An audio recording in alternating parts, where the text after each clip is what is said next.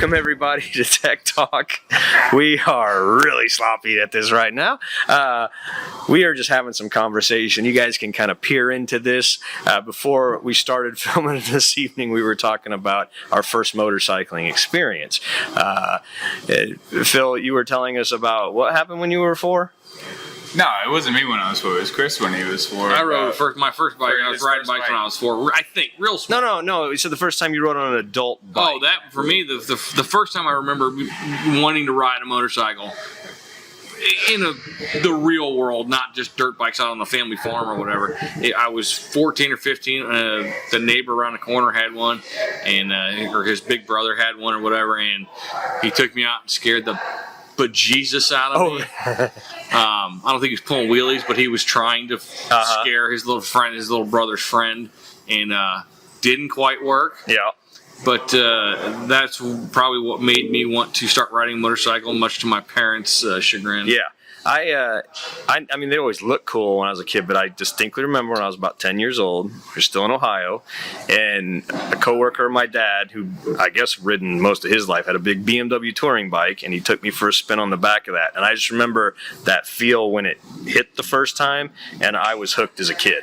And I just thought it was the coolest feeling ever. I had a helmet on that was way too big for a kid's head. They all did. And, you know, he hit the brake slam into his back, that kind of thing. But it was so fun, and that was it. I was hooked. Of course, couldn't ride for a while, but that's when the posters went up on the wall. I know I should have been reading books probably back then. I should have been reading stuff about basic computer programming and future investments, but no, I was reading Cycle World and Motorcyclist Magazine, Peter Egan stuff back then, and everything was motorcycles for me, even though I couldn't get one. So that was my first experience on the back of a bike. What about you, Phil? You remember the time you got on one, or was it when you got your first bike? It was pretty much when I got my first bike. Like I said, strict mom, never on the back of a motorcycle, probably until I started working here at Caliente. No kidding? No kidding. God dang, needed to ride somewhere. My buddy was like, just hop on. I was like, all right, let's do it. But other than that, I remember the first time just seeing a group of guys just riding down the highway, probably 6 years old, and I was like, I want that. The camaraderie that comes with it. It is kind of the world we live in is kind of cool.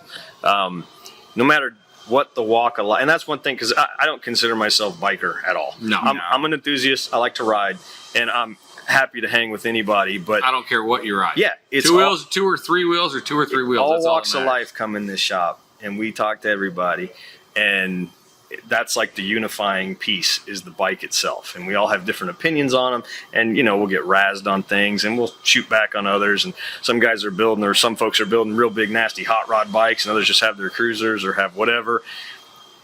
That's my favorite part of this, is how much someone loves their particular machine and turning it into theirs. Exactly. And Harley is fantastic at that, as far as customizing and turning into whatever you want.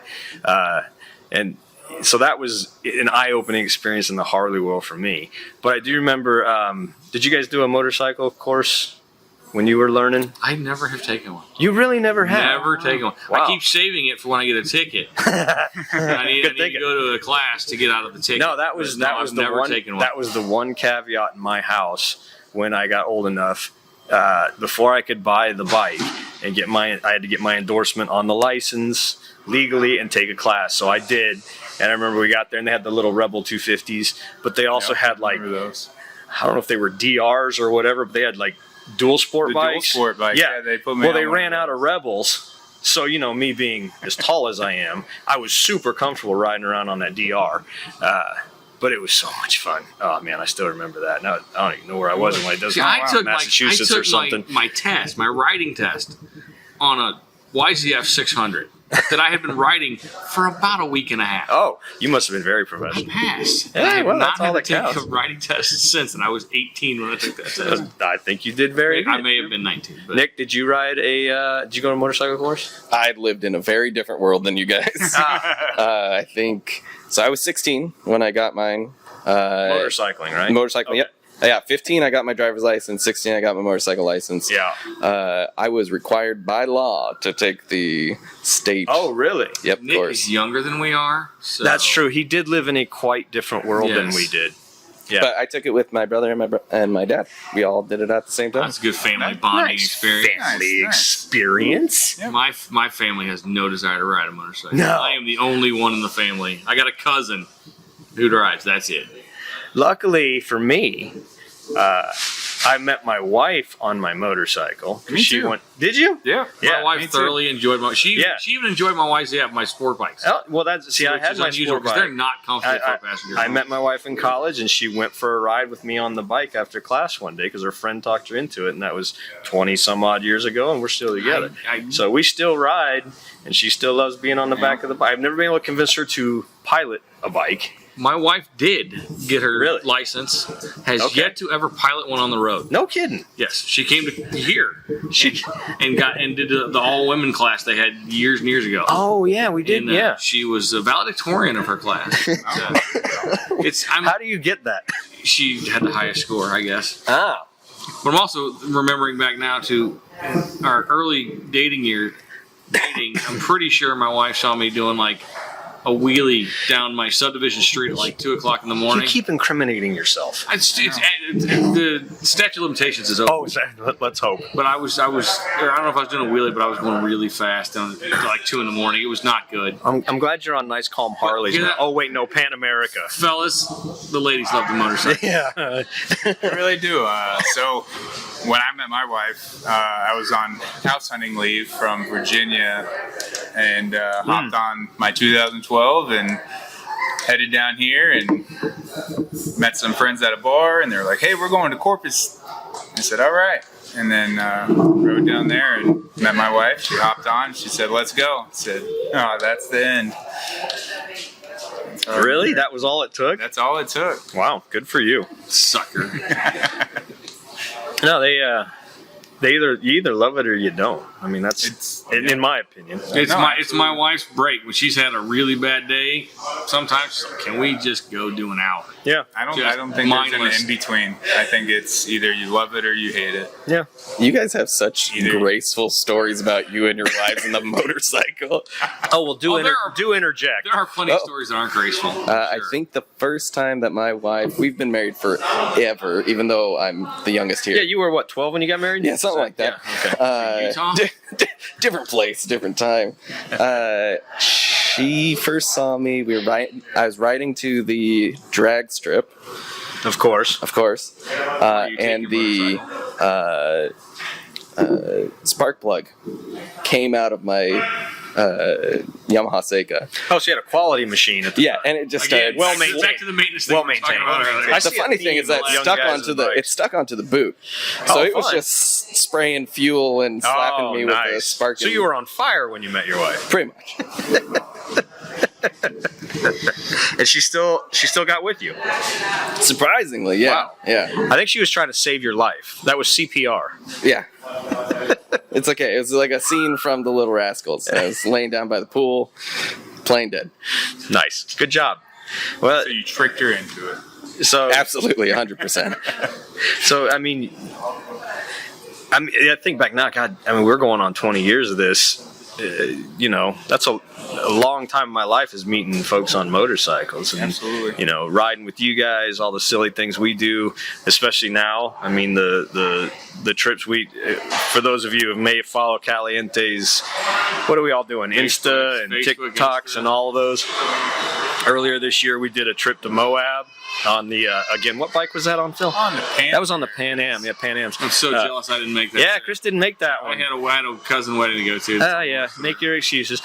I would have missed it. But it's like it's like a new level of riding experience. It really brings in the best of both worlds, So I grew up riding BMX and skateboarding and all of that. I was more freestyle than BMX, But bicycle. yeah, bicycles. But So, lived on bicycles, always two yeah. wheels. Once I You're- figured out you put a motor on them, I was like, oh. Yeah. that's how you got places when I was a kid. Yeah, bikes, right? Yeah. We didn't Yeah, have cell exactly. phones. We didn't have Google. Now you are rode dating your- yourself. I you don't rode your care. bike over to your friend's house, knocked on the door. But what I was trying to get at is that it's just the best of both worlds, you know.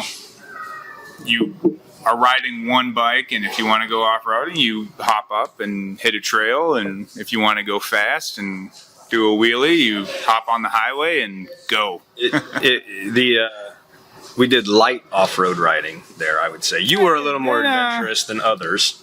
A little bit. I think the pictures, are the pictures up anywhere? Did we ever post those? We did post some, Yeah, you guys see those? I highly recommend. The bike makes you way better than you are, in my opinion. Absolutely. It keeps you up. I consider myself an amateur off-road rider, and it was fun, and I didn't hurt myself. I haven't ridden off-road in, I don't know, 25, 30 years. I guess I'm dating myself. You will get in it. You will get the experience. I have injured myself more on the mountain bike than I have on the off-road bike, so I'm hoping to keep that trend going. But we'll see.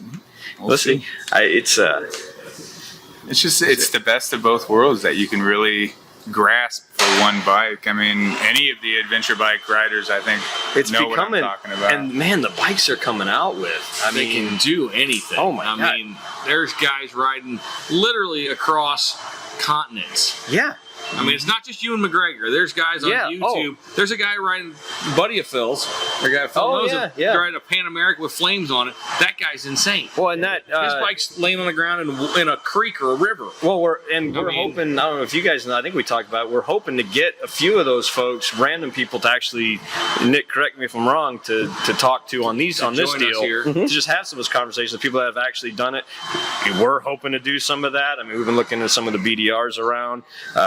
These guys are going to Big Bend. Yeah, we're 2 days. We leave for Big Bend. That's just a small trip. It's a small trip, but it's something to try. And it's I still like the big road bikes. I mean, I haven't had my Road Glide for a while, which, as road bikes go, the Road Glide is an amazing bike. But it's been a little while since I've had that, and I do miss it sometimes. But man, that Pan Am gets it done. It really does with all this stuff on it.